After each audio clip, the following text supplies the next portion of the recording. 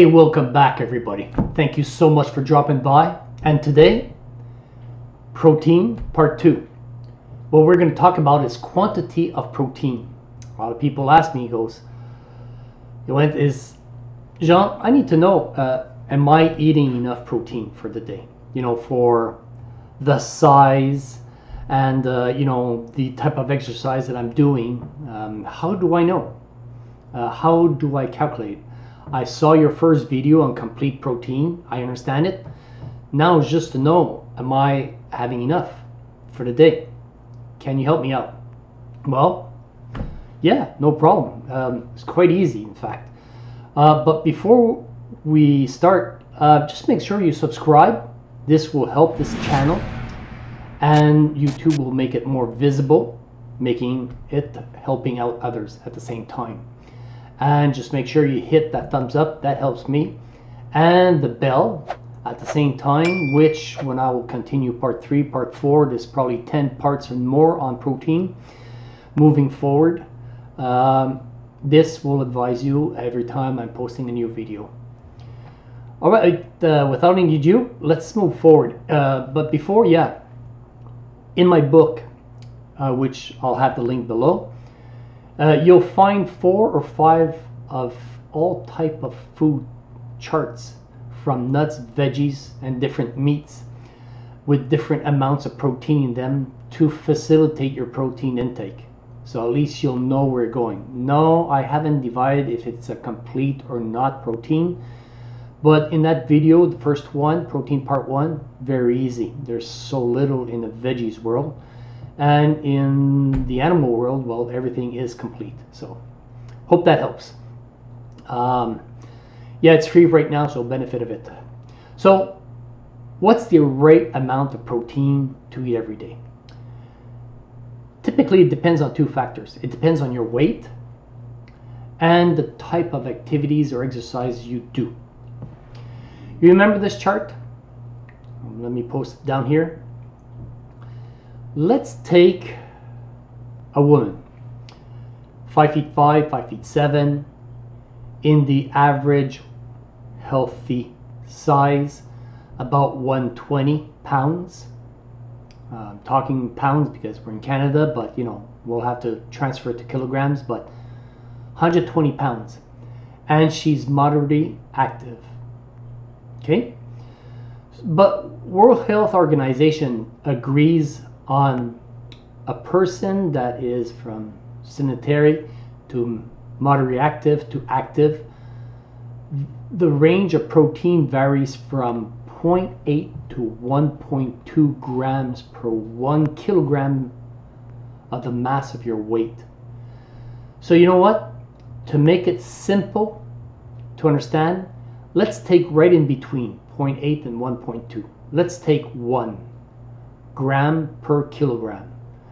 But first, we got to make sure that our weight is in kilograms. So, taking a woman between 120 pounds, 5'5", 5'7", take the 120 pounds, divided by 2.2 to get your kilograms, you come out to 54 kilograms.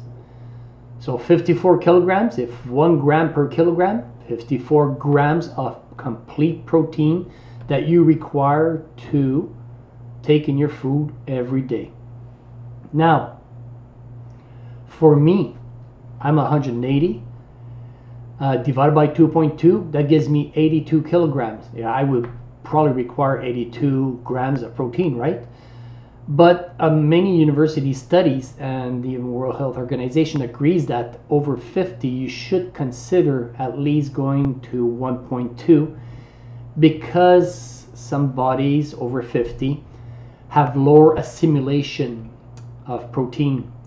So you pump up a bit the amount of volume that you should intake in your protein per day. So take that 82 grams of protein multiplied by 1.2 gives me 98 grams per day. So almost 100 grams per day of protein that I require for my body to have all its nutrition, to be able to repair everything that it needs to, muscles, skin, what we talked about, which we're not going to go back in detail. But let's stick with the easy example of the 120 pounds lady, which requires 54 grams of protein per day. Okay, and you know, the 2,000 calories, which we'll talk about. Remember this little thing there that you see almost on every label, cans out there, food, which is based on 2,000 calories. When you take a look at the percentage on the right side, and they tell you, okay, you have that much fat for the day, that will require about 20% of your daily intake. It's all based on 2,000 calories. Not going into that. How easy it is to eat 54 grams of protein in one day. Well, now that you know how to get there and calculate how to you know, get to the amount that you need by the weight that you are, and just stick to 1.0. It's going to be so simple. Let's take a little chart here. So basically this lady needs 54 grams in one day, okay, of complete protein. So this is what I had for breakfast this morning with my wife. 2 eggs, peanut butter, toast, well, bread, 1 piece of bread, cheese, and 3 little garden tomatoes that, you know, from our garden. The eggs are the big eggs, so 6 grams of complete protein in each one. That gives you 12. The cheese that we had comes out to about 6 grams for that amount. And the peanut butter is 4 grams. For tablespoon, but careful, peanut butter is not a complete protein. It's in the legumes, veggies part. So adding that piece of bread, which that piece of bread is 5 to 4 grams itself, is on the cereal side. So basically cereals and veggies together, remember, form a complete protein. There you go. So you have another 4 grams. So total all that up gives you 22 grams for that morning of protein. Not bad.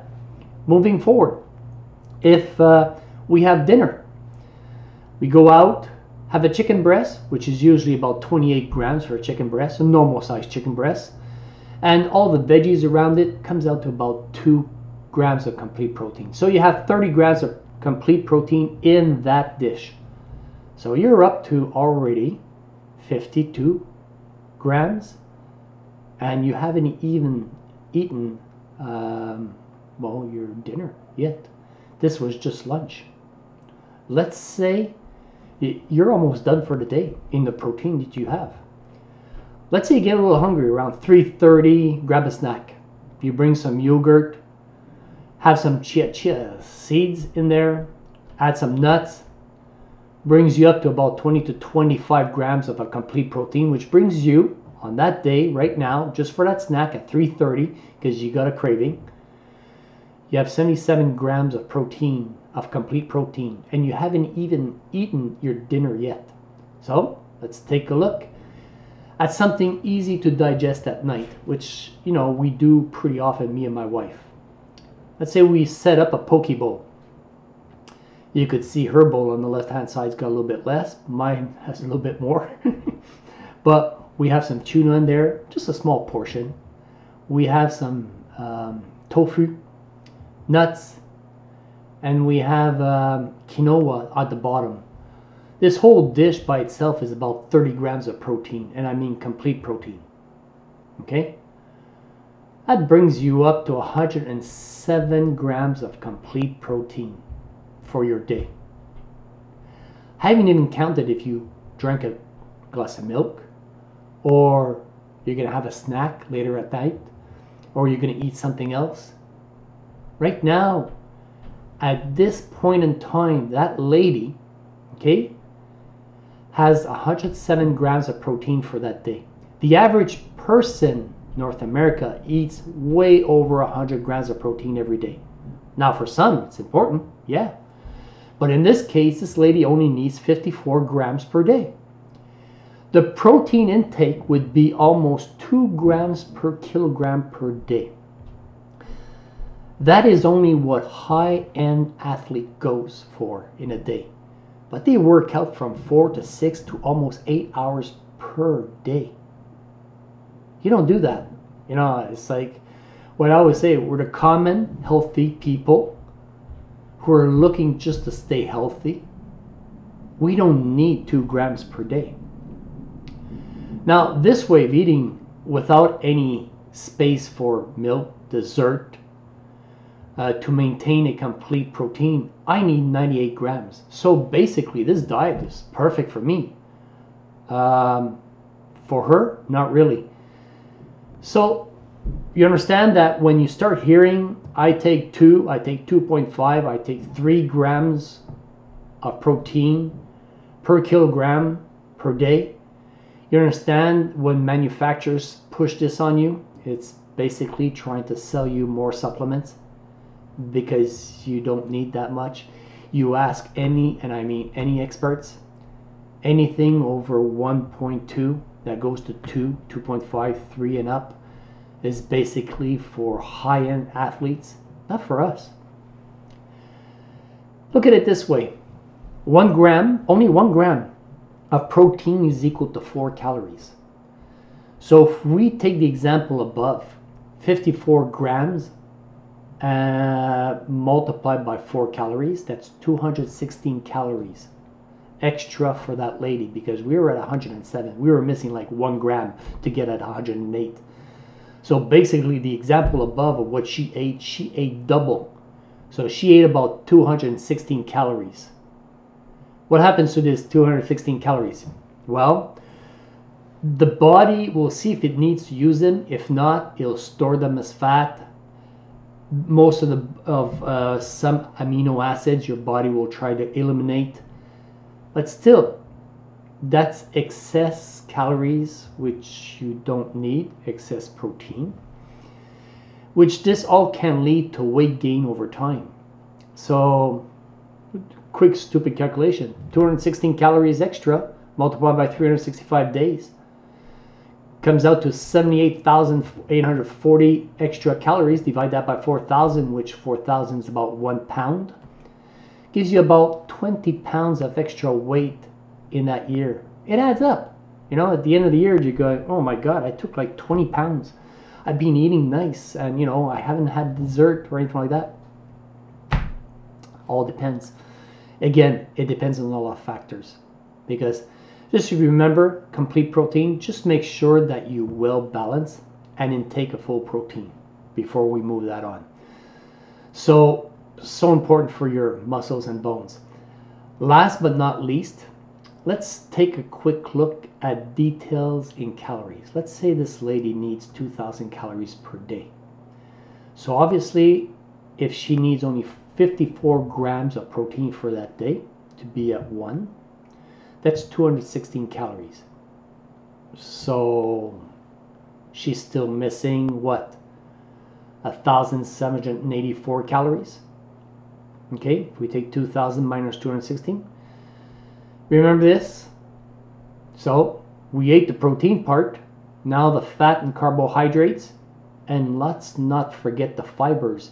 You need 30 grams of fibers and plus every day for your bowels to function properly and at its best. The rest is divided between the fat and carbohydrates. Just thought I'd throw a snapshot of this at you, just to show you how athletes have to figure this out. And the worst is those on keto, and I got nothing against keto, but these people have to only eat 30 grams of carbohydrates. Can you imagine? All the rest is fat. It's got to be good fat. So they really got, you know, their diet is really like, I'd say not that easy to follow. I will make videos on keto, but it's going to be like the last ones because it's so damn complicated and long. It's not an easy way of eating, but I have a lot more to cover before that. So hey, hope this helped you out. This gave you a snapshot on how it looks, and if you like, again, please share so somebody else can see it. Much appreciated, and have yourself a good day.